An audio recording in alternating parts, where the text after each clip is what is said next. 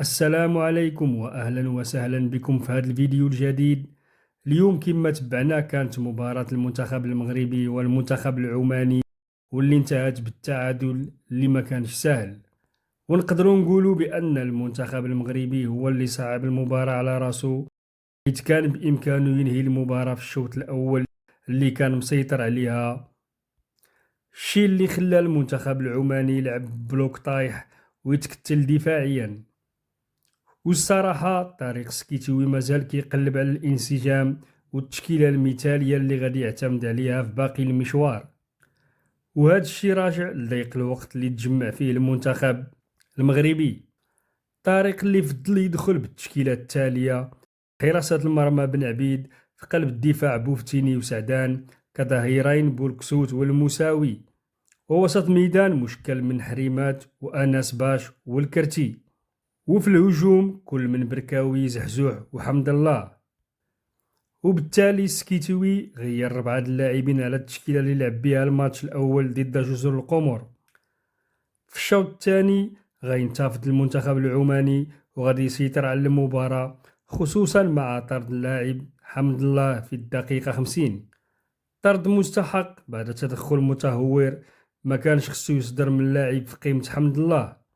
هاد التدخل اللي صعب علينا الماتش وخلى المنتخب العماني يطمع في نقاط المباراة ويضغط بقوة، لكن صلابة الدفاع المغربي خلت العاصفة تدوز بسلام.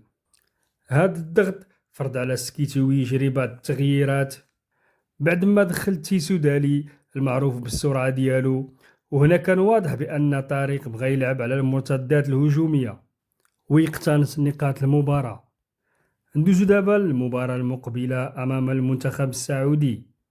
المنتخب السعودي اللي انتصر على جزر القمر ب3-1 تمكن يحجز البطاقة الأولى ويتصدر المجموعة ب6 نقاط، والمنتخب المغربي أصبح ثانيا ب4 نقاط وعمان ثالثا بنقطة واحدة.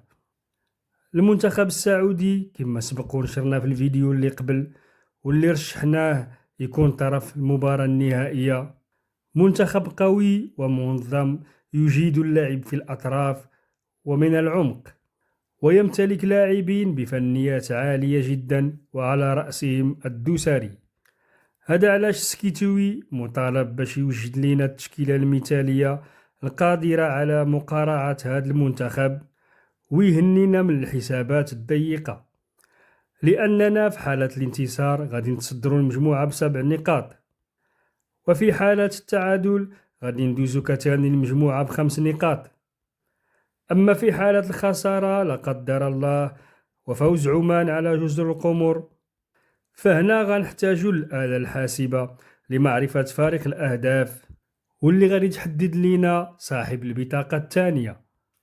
ونختمو هذه الحلقة بقرعة كأس العالم اللي طيحتنا في مجموعة تضم كل من البرازيل، اسكتلندا وهايتي، مجموعة اللي كتفكرنا في كأس العالم 1998 واللي كانت تضم كل من البرازيل، اسكتلندا والنرويج، والتآمر اللي كان آنذاك على المغرب من طرف الحكم الأمريكي واللي كان السبب في منع المنتخب المغربي من التأهل إلى ثمن النهائي.